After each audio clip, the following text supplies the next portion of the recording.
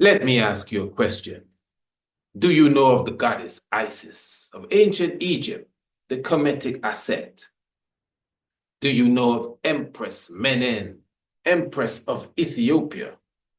Do you know that they are one and the same? I will prove that to you today. This is the Tiger's Nest. Are you interested in learning ancient astronomy, archaeoastronomy, or astrotheology? Well, the Priest Isaac's Institute of Holistic Knowledge is now offering certified courses in the field of astronomy covering all the above mentioned. Sign up now for our online courses or visit us in Antigua in the Caribbean for 7 days and 7 nights of practical underground research, plus archaeoastronomical observation on Green Castle Hill. You will learn how to identify the stars, the constellations, and the planets, as well as their makeup and their value. This will be a studycation.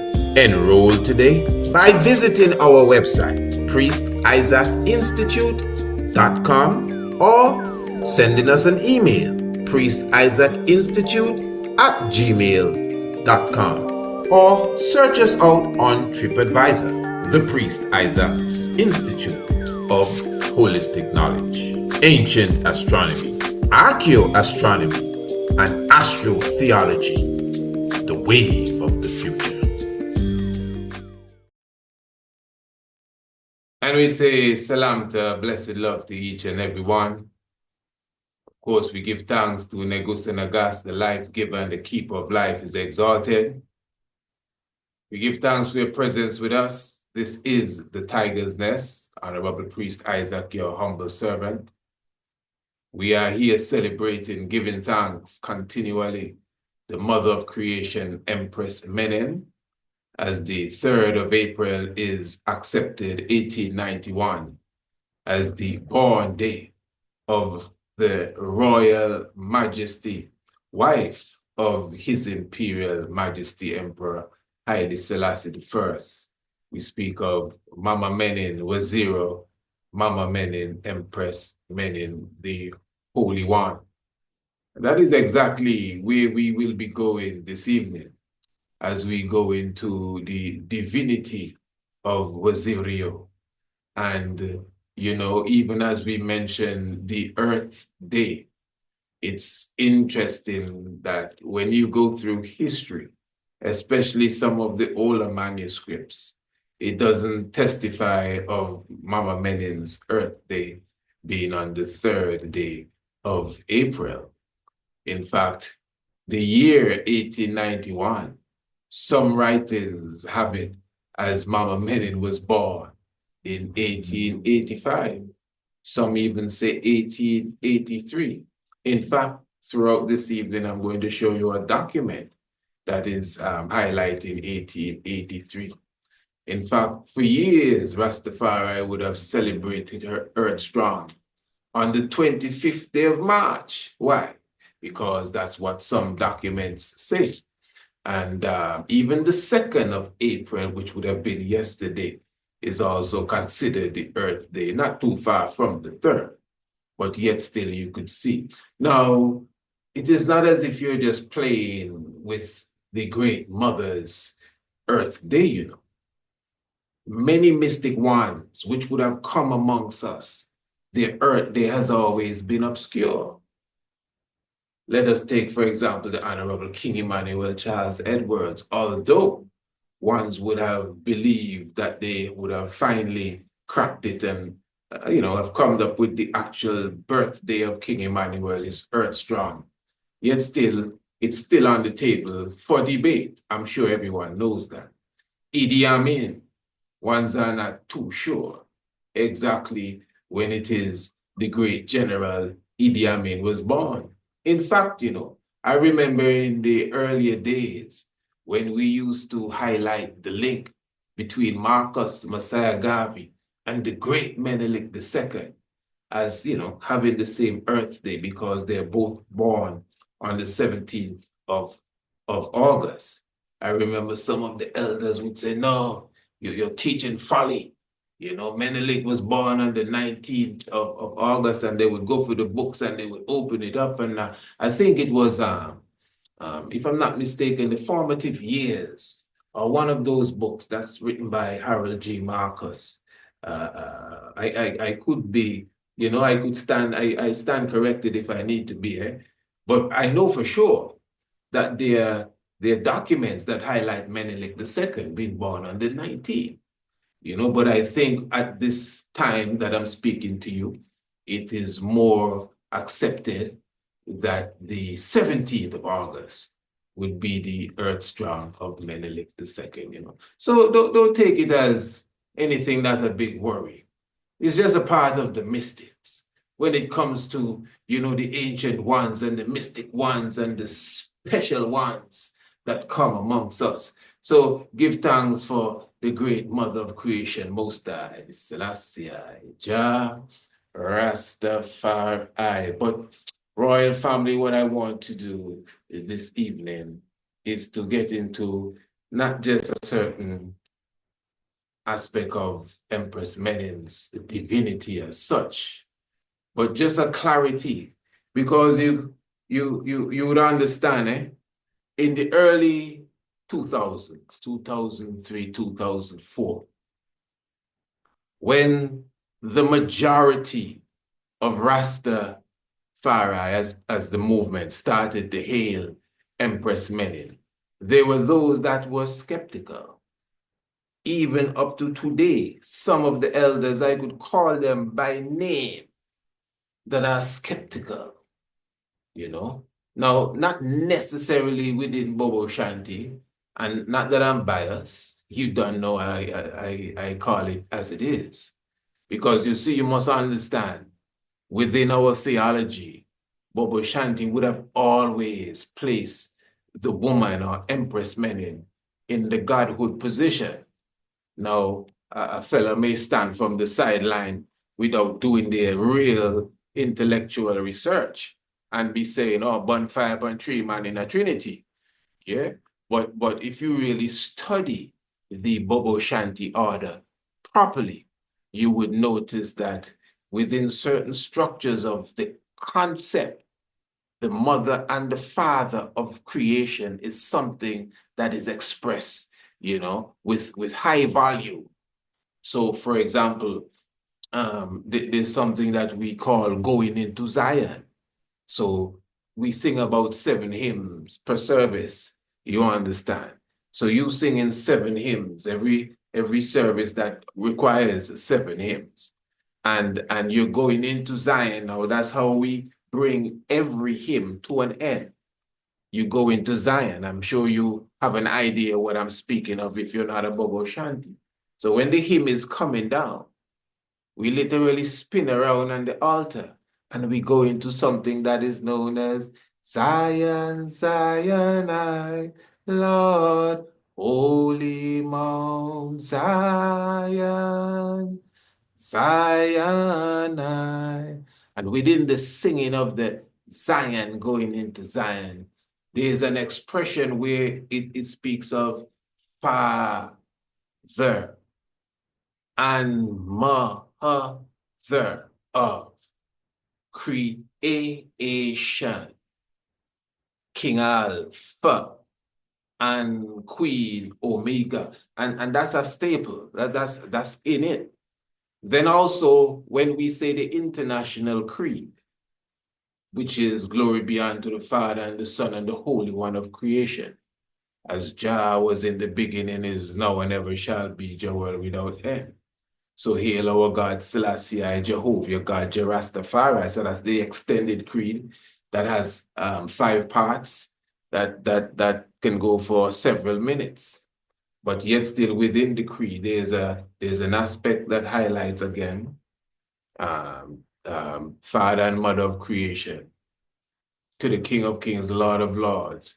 It goes into the Father and Mother of creation, King Alpha and Queen Omega, beginning without end, the first without last, and protectorate of all human faith, and goes into it in depth. So the point I'm making really is this ancient order that has been established by the Honorable Prince Emmanuel Charles Edwards would have already, you know, if you want to say, crystallized and materialized the whole concept of the mother of creation, that concept of the goddess as a part of the godhood structure, to me, was something that was clear within the order of the Bobo Shanti. Now, as a Naya Bingi now, because remember, I come up amongst Naya Bingi, said, well, you know, as Bobo Shanti,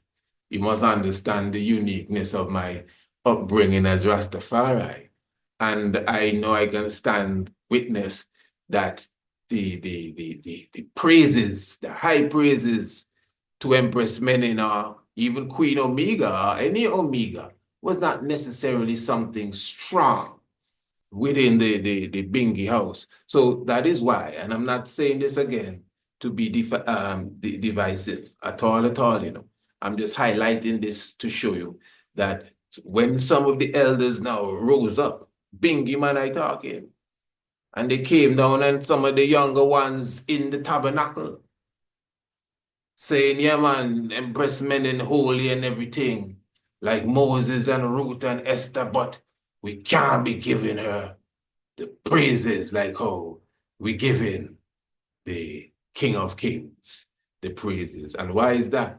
Because she is not seen in the prophecy, because the prophecy clearly highlights the King of Kings and the Lion of Judah and, you know, the whole vibration that comes with it. In fact, you know, there's some elders even on the YouTube that had a program about a year and a half ago trying to diss Mama Menin and talking about Mama Menin gave up her crown. I said, what kind of weak talk is this? You understand? Some elders, listen, these used to be races, you know. I don't know why they don't just go and find something else to do. There are some people used to be races, now they're saying Jesus Christ. And yet still every program they do, they still have to be leaning on Rasta talk and trying to diss Rasta. Get on with your stuff. Let's see, you know. Yeah. If you were, well, you were. And you've wised up now. So move on. You see it. So when it comes to the mother concept now, that is why a lot of the elders couldn't really swallow it. What is just understanding? You must see, for example, if it is Haile Selassie the first that you revere because of the fulfillment of prophecy, well, let's just look at the living prophecy that the King of Kings bring to us. The living prophecy is the living history. Now, never before in the ancient tradition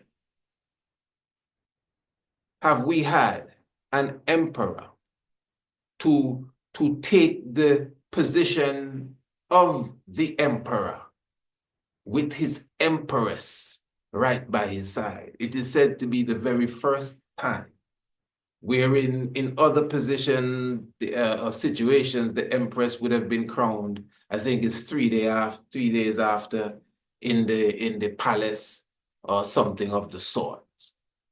But it's not just the fact that they were crowned together, but just the whole legality of the ceremony and the powers given to Mama Mega as a ruler alongside the king. That's not no queen consort you're looking at there. When we introduce to the world Empress Menin, you understand?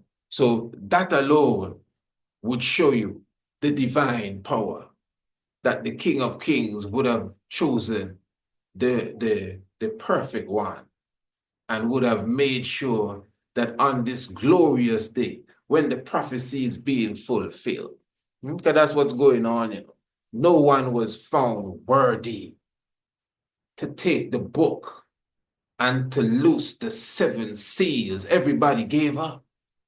But hold on. Behold, the Lion of the tribe of Judah has prevailed to take the book and to loose the seal and sit down on the throne of David. And he bringing his wife too. So it's not just God and his wife. Because in the ancient concept, there's always a God and a goddess. I would have done a program, Father, Son, and the Holy One of creation. And I'm trying to show my brethren that we have a trinity with the woman as well, and it can be seen in the heavens. But, oh, no. But it's all right. Now, let me highlight something before we even go to the depths of the matter this evening, because remember, we are proving to the world that the ancient mythos, the ancient Kemetic mythos of Aset, the ancient Kemetic mythos of Isis is Empress Menen without any apology whatsoever. Now, one of the things that stood out early in my research to highlight the divinity of Mama Menin. Now, first of all, you don't even have to look too far. Just the whole humility of Empress Menen. Now, if you do your research, I think many ones understand, that she was not only a upstanding royal woman from nobility, but she was definitely very giving, especially when it comes to aspects of the church. You're talking about one of those serious, pious women of the ancient time, Empress Menen. All that thing about giving up her crown and these different things, it had to do with the church, but ones do not understand that. You understand? It had to do with the blood of the Ethiopians and the sacrifice that they made during the war, of which Empress Menen as well would have led the woman when it comes to, when I say woman, the women in general, when it comes to taking care and assisting the brothers that were on the battlefield. You see, in 1933, even those who are viewing this picture that you're looking at here is 1933. And this was at the inauguration of a mosque in Jerusalem, not a mosque, a monastery, pardon me, in Jerusalem. I want to read something here for you.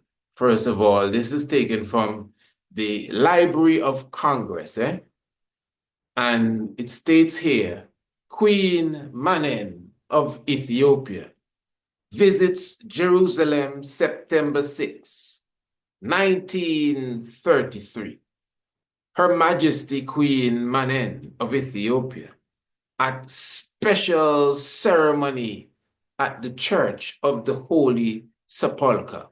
And again, that's the very said image that those who are viewing on the YouTube and other social media, that is what you are looking at there. Now, I want to read a bit of information for you as it relates to that very same event, because this is very important.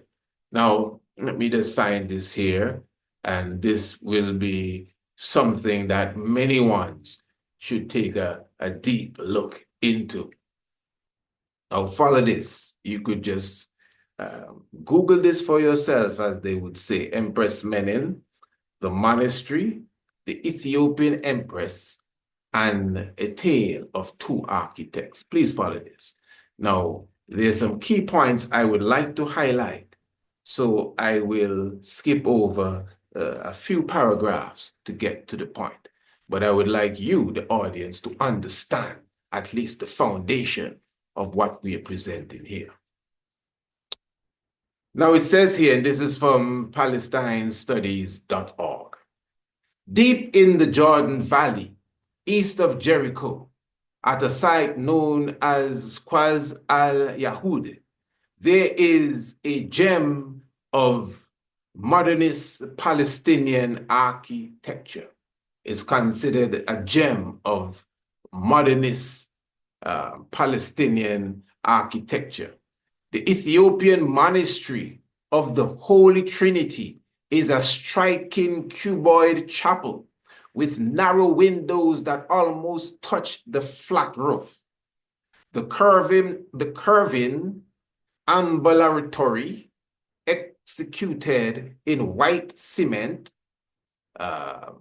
is almost reminiscent of Tel Aviv Bahus architecture brought to Palestine by Zionist settlers. The story of this monastery's conception brings together an Ethiopian empress, a colonial British architect, and a Palestinian Jerusalemite refugee of 1948. The Ethiopian Orthodox presence in Jerusalem stretches back centuries.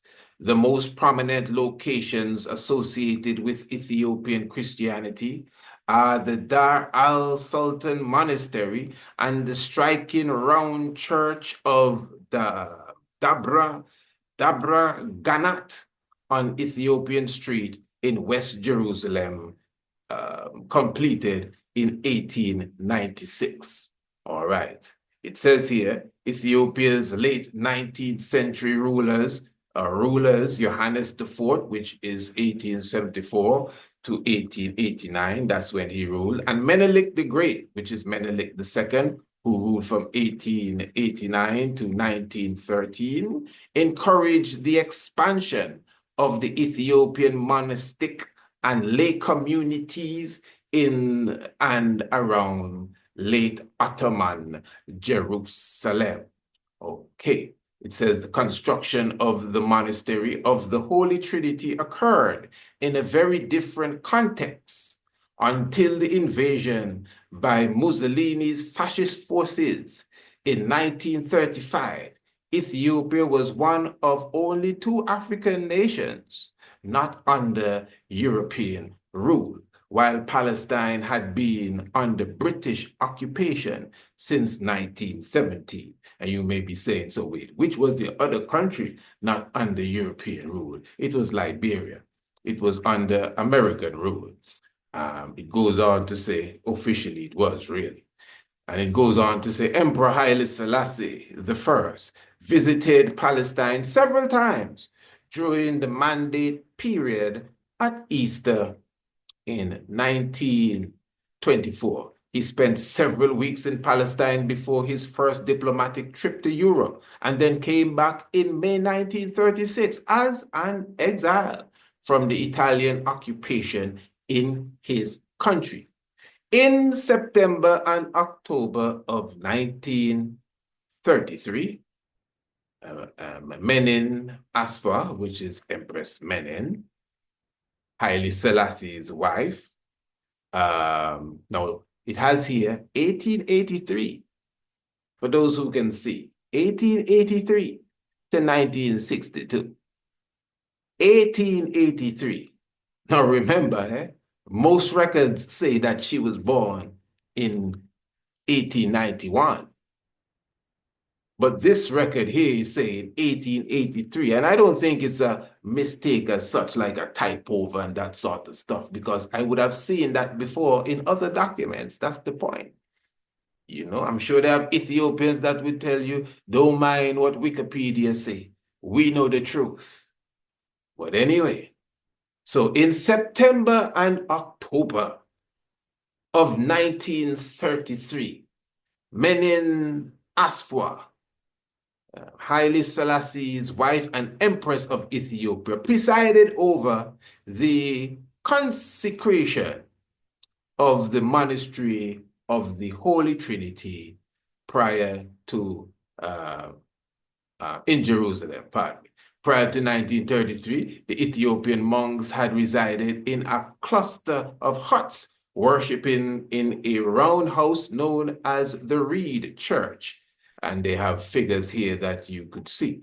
As an official of the Ethiopian Orthodox Church in Jerusalem told the Observer in 2018, Asfa, which is Empress Menen, saw their suffering, purchased the land for the monastery, and financed its construction. Good. Now, that is very deep and touching, but I want ones to consider this. Now, I actually said I wouldn't have read all of that, and I actually read all of that.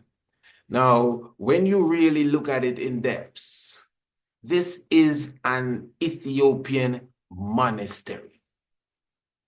Yes, the Honorable Empress would have seen their suffering. Yes, the Honorable Empress would have purchased the land and built the monastery for the monks. That's what a monastery is. It's not a regular church. It's not just a chapel. It's a place for monks, specifically. Now, you have the monastery and you have the nunnery. Now, it's interesting here that the consecration of the monastery was presided over by Her Majesty Empress Menen. Now, keep in mind, this is a monastery.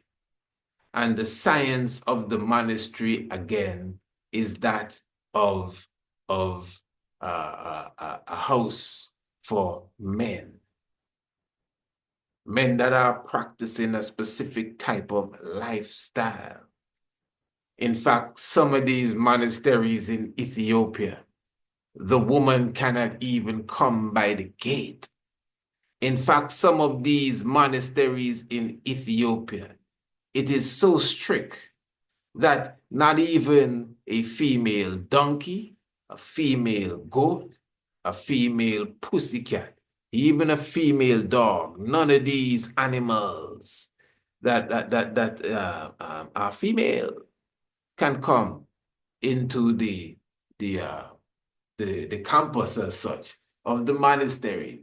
Now, I'm sure flies and mosquitoes are an exception, because if the mosquito is biting you, it's a female, you see. But as far as they can control, no females coming in. Now, that is serious. And I'm just saying that to show you, of course, all the monasteries are not like that, you know, but there's an understanding of the woman's position in a monastery. I mean, come on, it's a monastery. You understand? Only brothers here. Yeah. But yet still at the consecration of this monastery, it was presided over. Don't misunderstand what's happening here. No? It's not that Empress Menen was there. It was presided over by Empress Menen. And again, to the point that you could see it highlighted by the Library of Congress. I'm talking about the Library of Congress in the United States of America. And they highlighted this specific picture as Empress Menen, the wife of Haile Selassie, and the Empress of Ethiopia presided over the celebration, really, of the consecration of the monastery. So that alone shows you that there must be some high level of divinity here. For even all of these brothers and just the establishment alone to go along with this and to ask the Great Mother, because I know it was in humility that she did that, to ask her to be the chief individual at this ceremony. Look at it here, in the center of it all, amongst the monks. Yes, and of course, opening the monastery. That's very deep, and it really shows the power of the divine woman. Because this is a situation that is almost, that's not how it works, but it works like this for this situation here. So these are the simple examples that you could use to really recognize that we're not dealing with a regular being here. And this is why, again, we are pushing and promoting that the whole concept of the Isis of ancient Kemet is revealed in Empress Menen. And it's a very simple thing to unravel. It's nothing hard. Because again, you can clearly see the divinity there in the humility of our mother. And that's another thing. Anyone that would have observed Empress Menen, even if it's just to watch the videos when she's parring with the King of Kings, in all her power, in all her abilities and attributes, she's just so humble. Many ones have never even heard her voice. You don't even know how she sounds, most ones. Why? Because of humility.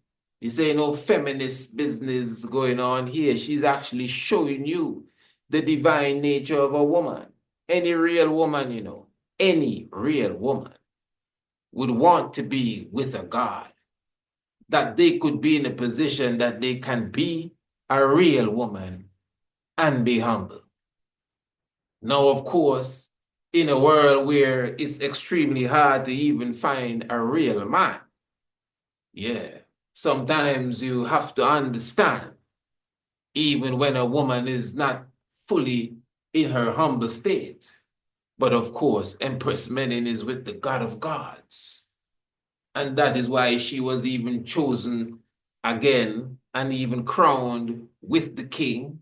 And she would have expressed to the world the humility and divinity that a woman should have, yet still carrying out such great works, which may appear undercover because it's coming with such humility. Yeah.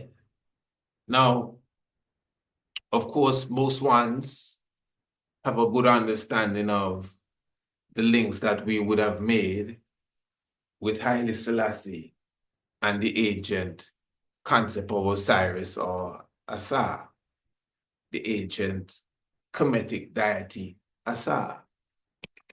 Everyone may not agree, and it's all right. That's how it has been from the time we unraveled that concept there.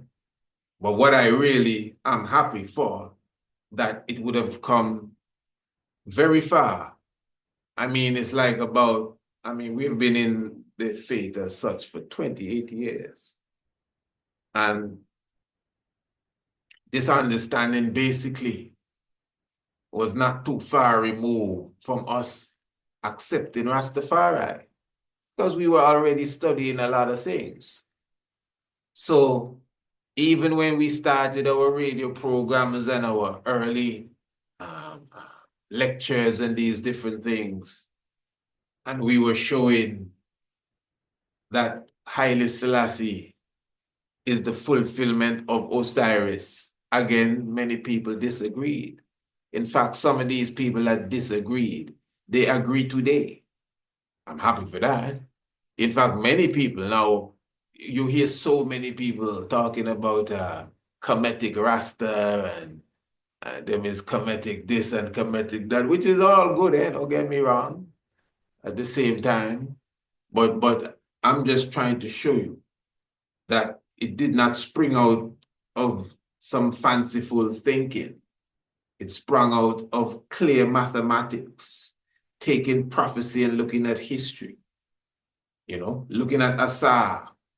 I think the first thing that gave it away is that 72 individuals came to his banquet. Now, the fact that 72 individuals came to the banquet of the king of Africa, the king of Ethiopia, that's Asar. Because Asar, which is Osiris, he is the king of Ethiopia. Asar, which is Osiris, is the king of Africa. So the 72 people that came to his banquet, that's how the story goes, just in case you don't know. That's how the hieroglyphs express the story of Osiris. You understand? He was crowned the king of the world, which is King of Kings. And at this great banquet, his brother Seth had 72 conspirators come, and they created for him this chest, somewhat like a coffin, and said, hey, listen, whoever can fit in this coffin here, they're going to be, you know what I mean, the ruler of everything. And it was made specifically for him, so that when he went into this chest, that's when it became a coffin. And they closed it, and he ended up in the Nile, and he ended up being cut into 16 pieces. Some versions say 14 pieces, but the point is he came to his demise. But through the strength of his empress, Isis, Aset, and through the strength of Anpu, Anubis, he was resurrected, and also Tahuti played a part of that. He was resurrected and became the constellation Orion. I'm speaking of the Osiris that was dead, resurrected after 5 years. And of course, you know that the phallic that they could not find became the symbol that we call the Tekken or the obelisk. So, you know, that's just like a quick nutshell summary of the master of ceremonies, you know, just a quick nutshell summary of the first part of Apedimek. We have a book entitled The Heavens Declare the Glory, Rastafari and the Cosmos. If you do not have a copy of that book, I would encourage you to get a copy of that book. It goes into more detail of what I just, spoke of a moment ago, giving you a little more finer understanding, breaking it down with a little more clarity as it relates to connecting Haile Selassie I to Osiris. Because the Osiris and the Asar and all of these ancient prophecies were just the stories that were seen in the cosmos, but the wise intellectual ones amongst us had the ability to read the heavens and bring it down into picture form. And then now we understand it, and we can look at history and see that the prophecy aligns with the history. So the great god that became the green god Osiris manifested as Emperor Haile Selassie I. And here it is. We can prove it. I think we just did, really. Now,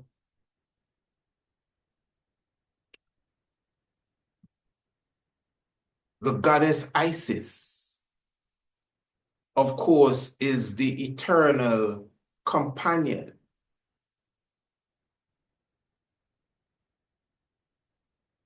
of the god Aset.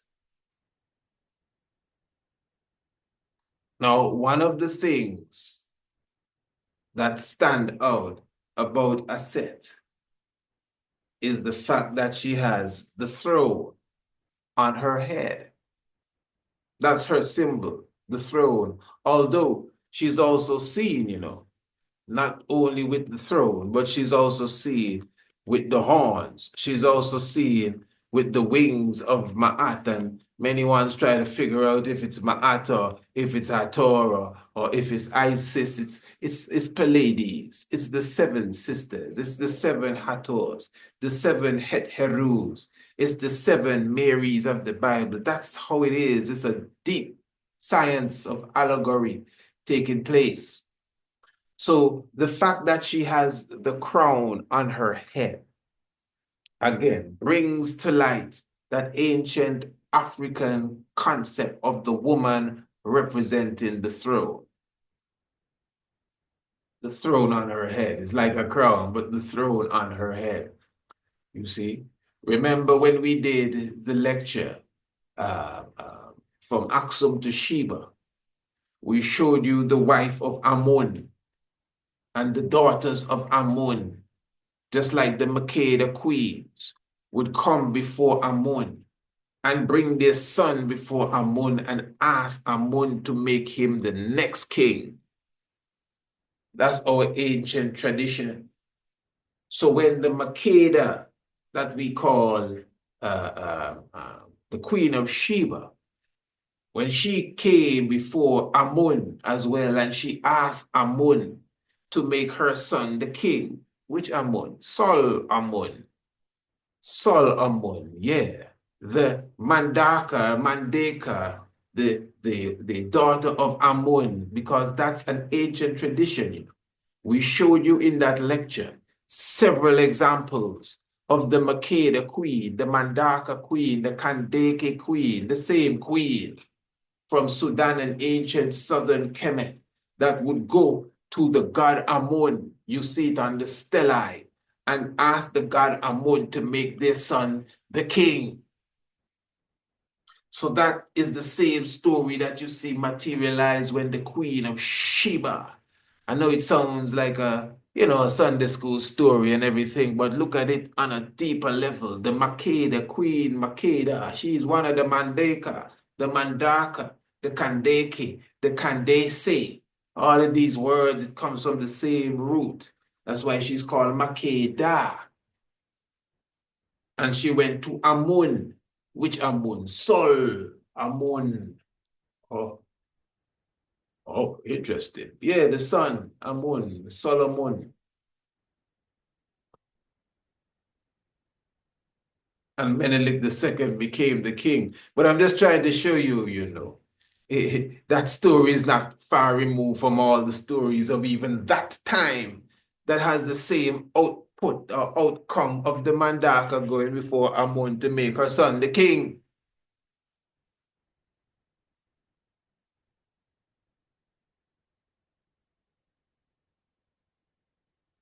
So,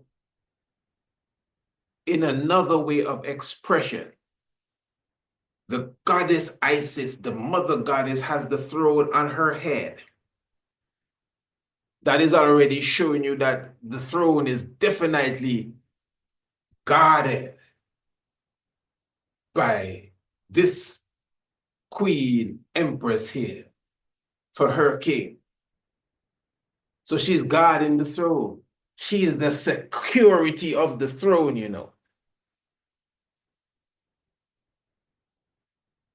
I want to show you something here, royal family. And this is taken from, let's see, where are we here now? EgyptianMuseum.org. Deities in ancient Egypt, Isis. And it says here, Great Mother Isis, the goddess of healing and magic, was crucial to ancient Egyptian religious beliefs. She is known today by the Greek name Isis, as most of us know her as. However, the ancient Egyptians called her Aset. Her name translates to Queen of the Throne, which is reflected in her headdress, which is typically a throne. That's the name. That's what her name means when translated, the Queen of the Throne. So again, she protects the throne. She guards the throne. She is almost the custodian of the throne. And that is why in ancient Africa, you always hear those who practice African spirituality highlight that you cannot get to the throne unless you go through the mother. It's a narrative that you hear all the time.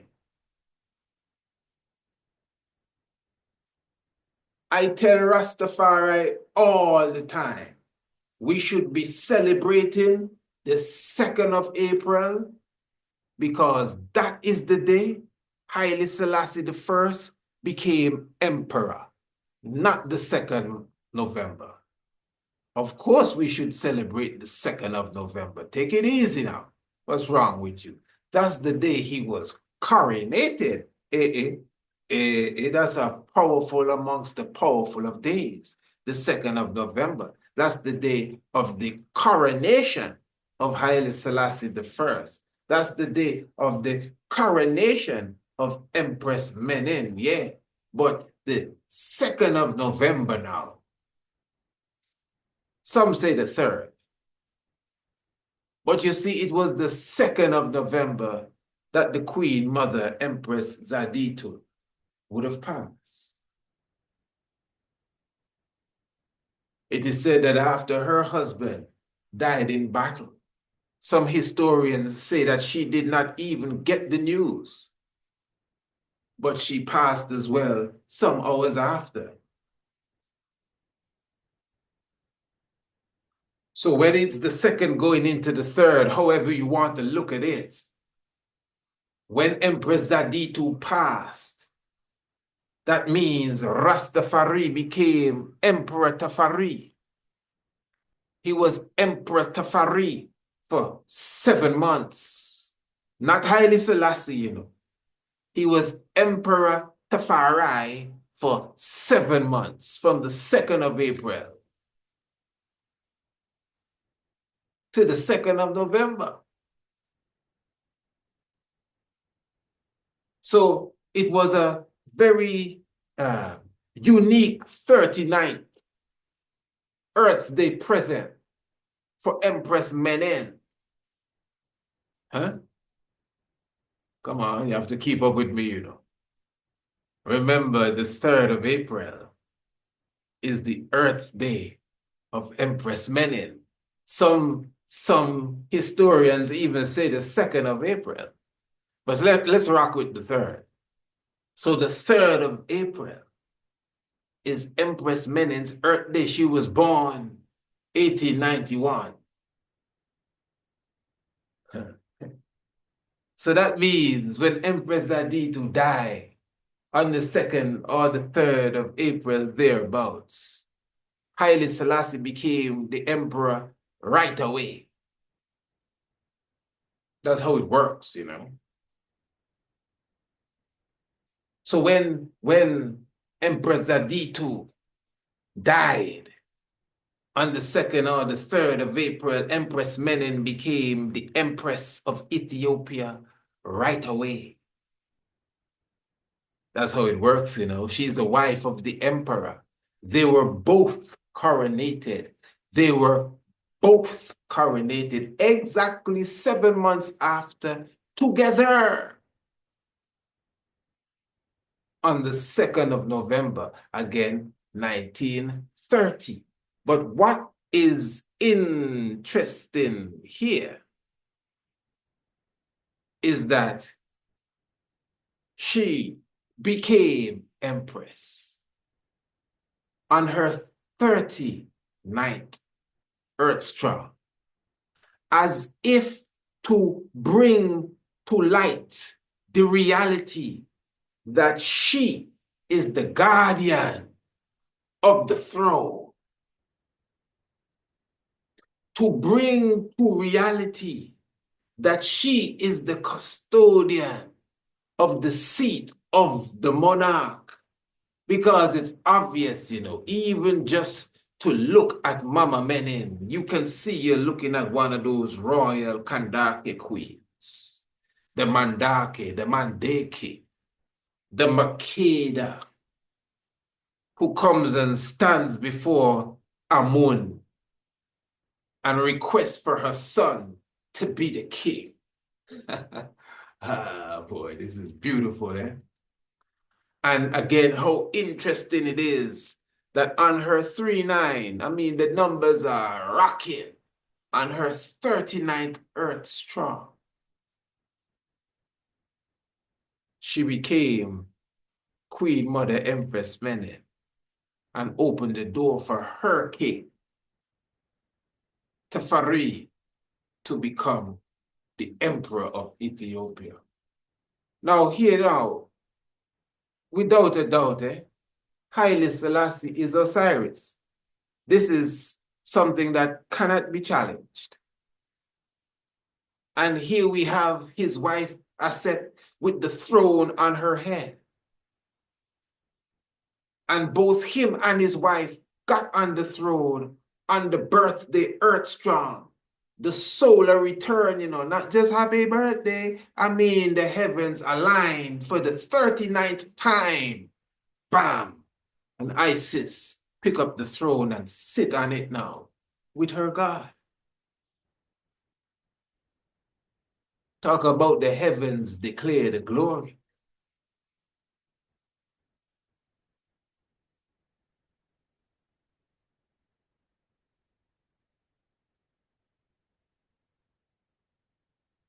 What is asana yoga?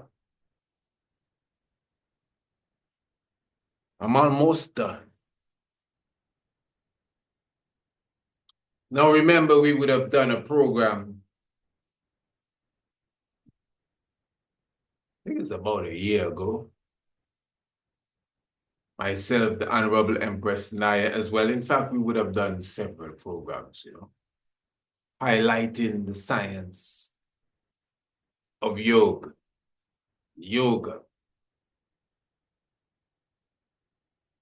And I would have showed you within the etymology that we're dealing with ancient Africa here. The whole practice of the science, the Hatha Yoga. I highlighted to the family that we're dealing with Hathor. It's Hathor's yoga you're talking about there. And again, the word sound really has the power. And there are many different aspects of the word and the word from Sanskrit, which again, we could argue has its African roots. But for the moment, I just want to highlight asana. Now, just like Hathor or Hatha, they sound very similar. I am saying that asana is very similar to Aset, obviously. Because remember, there are those that refer to Aset as Ast and Anast. Those who are serious about their hieroglyphs, they would never say Isis for sure. They don't even say Aset. They would tell you it's Ast or Asant. So you may be saying like, what? Well, I mean, hey, that's how it goes. But listen to that, Asant. And in the draggy way that we speak for the languages that we've been given, all of that stuff could come down to asana. Like, for example, ones were arguing over the whole thing about Bobo Shanti and Bobo Ashanti. One's even upset with me, saying I need to stop saying Bobo Shanti. It's Bobo Ashanti, the tribe is Ashanti. I always say, listen, family, knowledge is good. I'm glad you know all of that, but understanding is a bit different than knowledge. And I don't want to go into that reasoning now, but again, if we were to go there, it's not even a Shanti, it's a Santi. And then it's not even a Santi, it's a more refined sort of way of calling it, like a Sint, something like that. But when you hear the ancients say it, but then maybe when you bring it down into the draggy, heavy tongue that colonialism has given us, a Sint maybe becomes a Sante, and morph into a Shanti or Shanti or whatever. So I'm highlighting all of that, so you can have a deeper appreciation for the value of the language coming through different stages, coming through Sanskrit, coming through Twi, coming through Akan, coming through English. All right. Coming through the Medunete. Now, it is saying here, and this is taken from oneflowyoga.com. Asana is the physical practice of yoga and relates to the body.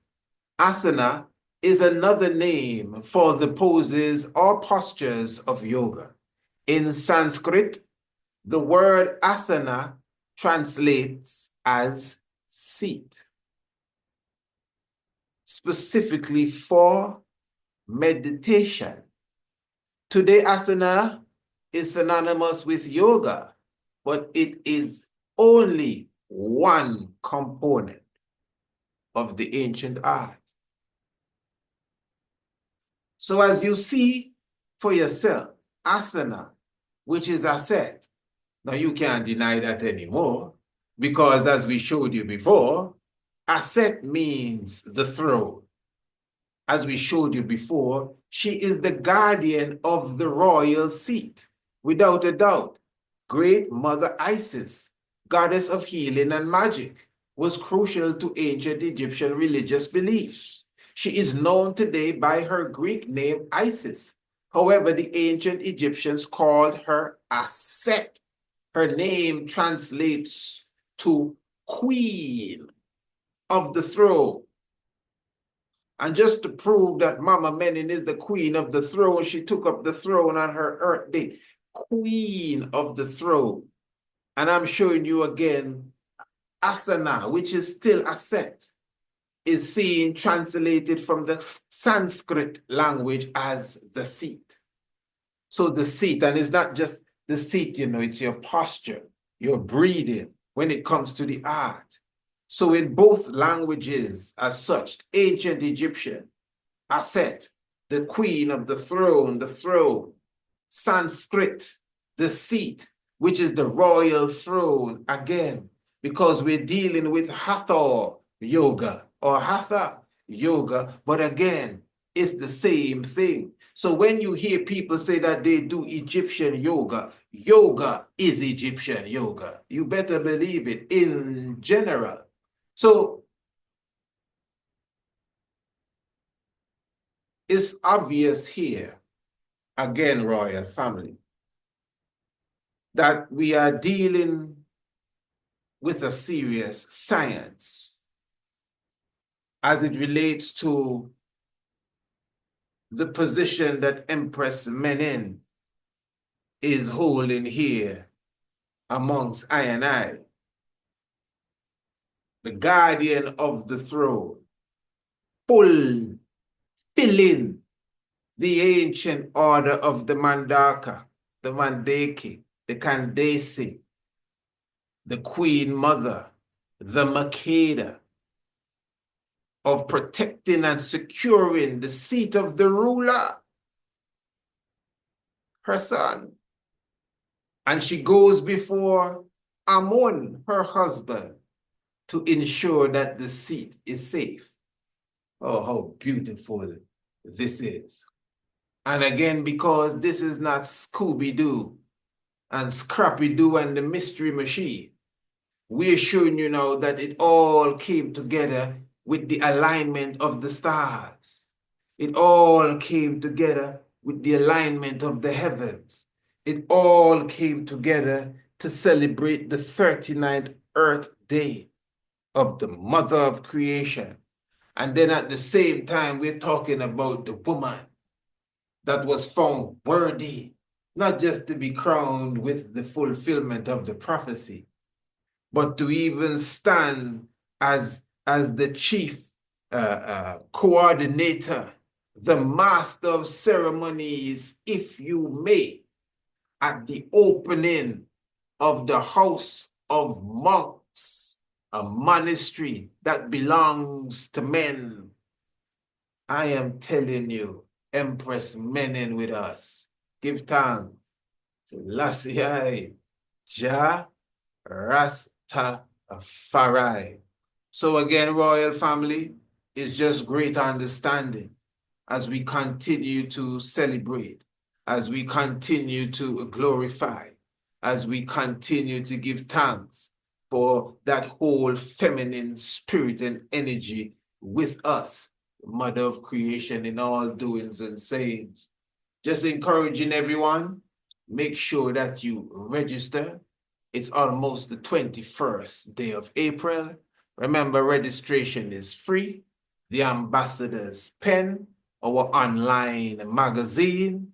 And remember, I'm talking about the official launch. This is going to be a dynamic webinar, a dynamic online seminar, and for sure, you could also get a sneak preview of what is taking place. Those who are watching the videos, remember the links are in the description below. So you can visit the magazine Kidemi. You can visit the previous editions of the Ambassador's Pen. You'll definitely love what you see. And as I said, it will be nice if you are at the launch of the Ambassador's Pen, but it will be much better if you are in the magazine yourself.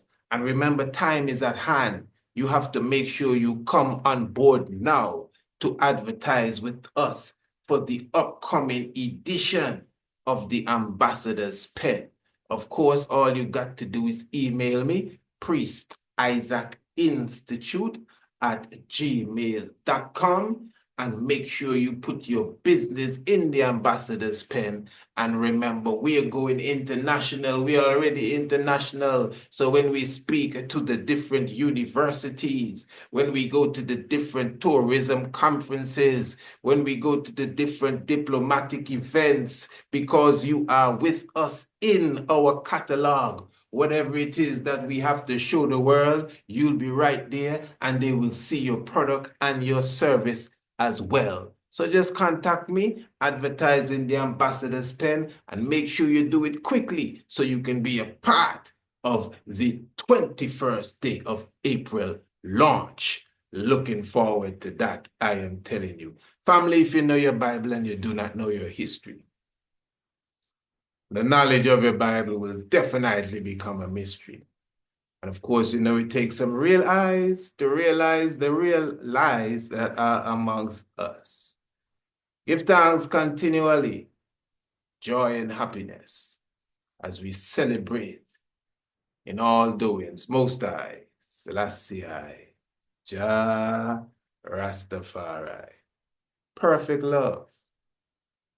Give thanks.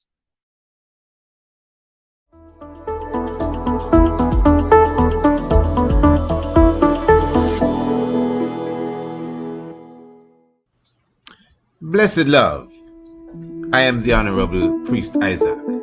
I am an official priest within the realms of Rastafari of the Ethiopia Africa Black International Congress.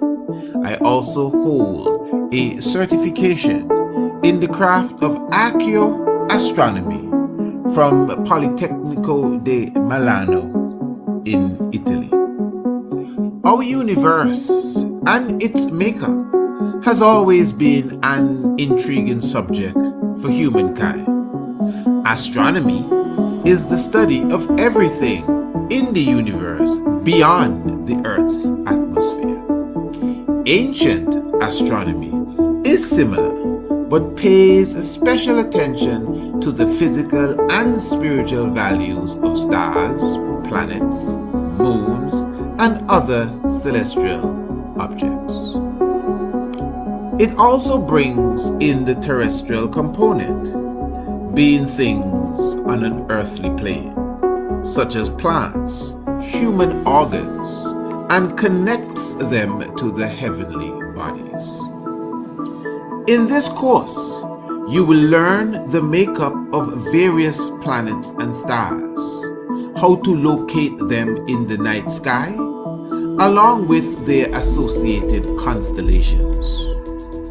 You will also be taught about the earliest civilizations known for their astronomical comprehension, namely Kush, also known as ancient Ethiopia, Kemet, called Egypt today, the Dogons, and the Bozos, as well as the civilization of Sumer.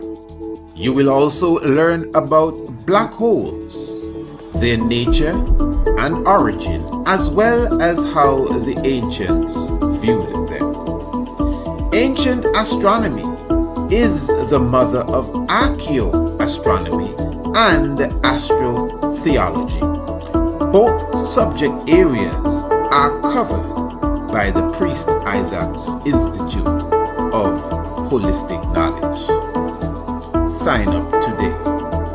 Visit our website, priestisaacinstitute.com, or email us, priestisaacinstitute@gmail.com, for more information.